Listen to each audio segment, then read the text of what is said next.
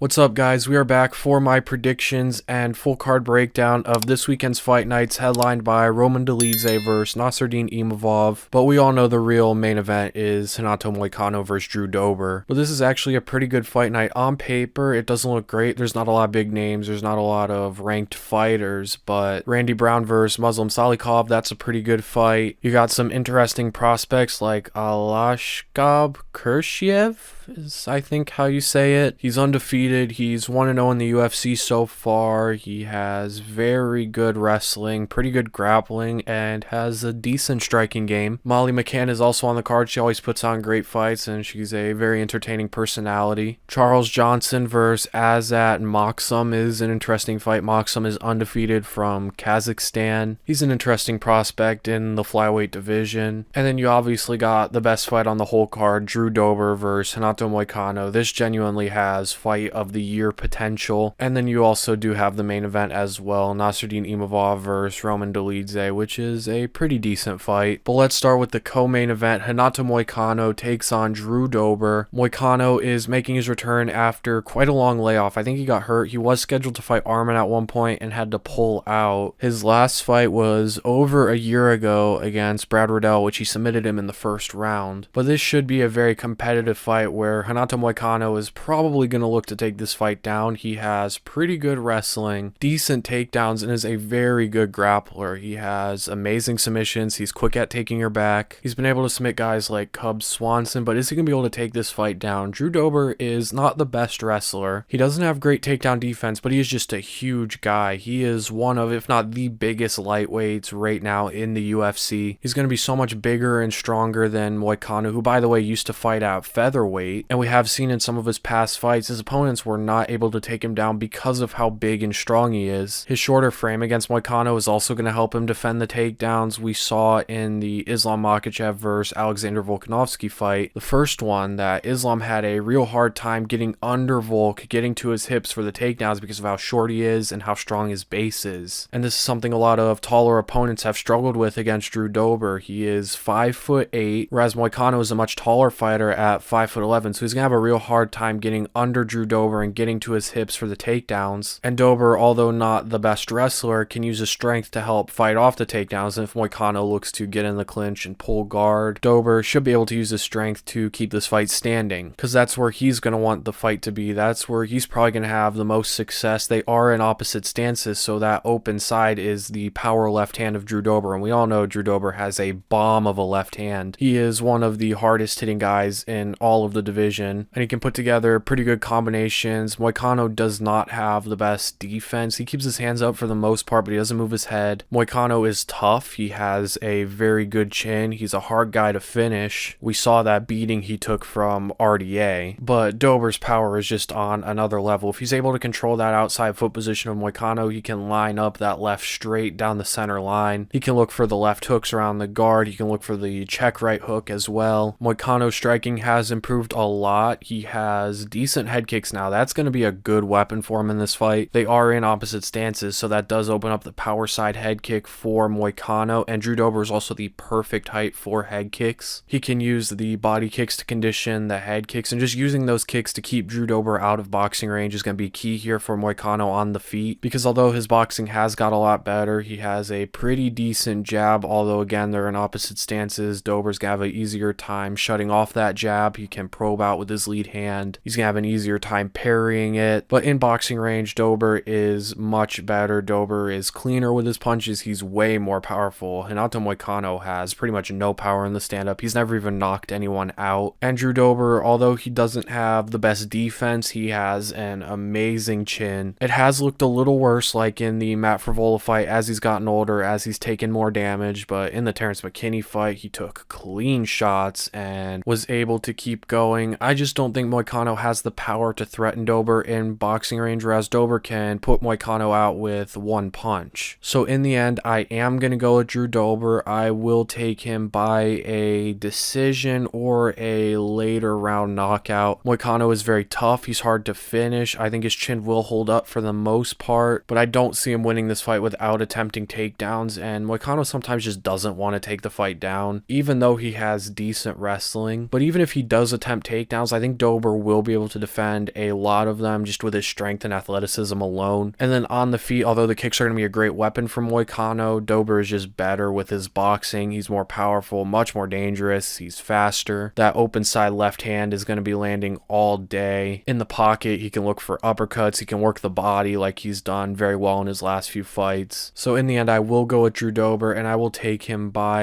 a decision win. Then we go to the main event. Roman Dolidze takes on Nassourdine Imavov. On the feet, this fight is very interesting. Imavov is definitely the much more technical striker. He's the cleaner striker. Dolidze can be pretty wild with his strikes. He's very powerful. He's very explosive, but he's not the most technical. He does leave a lot of holes on the feet that Imavov can absolutely take advantage of. Imavov has a very good jab and a very good check left hook. Those are his two biggest weapons, and he should be able to counter a lot of those winging punches with that jab. Those big right overhands that Dolidze throws, he can counter with his jab and then move into range and look to put combos on Dolidze. We do know Imavov has very good footwork. He's very quick at moving in and out of range. He's fast on his feet, which is definitely going to help with the takedown defense because we know Dolidze is going to look to take this fight down. Dolidze is a very good grappler, but Imavov has pretty decent takedown defense. He has very good footwork, as I said, and footwork is the first line of defense against a takedown. Imavov is also a decent grappler in his own right. He can definitely hold his own on the ground, like we saw against Edmund Shabazian and Phil Hawes. But in the end, I will go with Imavov, and I will take him by a decision, winning 4 out of 5 or 3 out of 5 rounds. I think he'll be able to use his footwork to defend a lot of the takedowns, and even if he does get taken down, I think he can hold his own. He could try and find a way to work up from the bottom, and then on the feet, he is a much better striker overall. He's more technical. His jab is going to be a huge weapon in this fight. Off his jab, he can use his footwork to come in and out of range very quickly. He should be able to counter those wild, overextended punches Dolidze likes to throw. He's much more defensively sound than Dolidze is. So in the end, I will take Nassourdine Imavov to win a decision over Roman Dolidze. Those are my final predictions for this weekend's fight night card. It should be a decent one. We also should have sometime this week the UFC 300 main event announcement, so I will be covering all of that when it happens, so subscribe so you don't miss that. Turn on post notifications, like the video if you did enjoy, leave your predictions for this fight night in the comments down below, and I'll see you guys in the next one.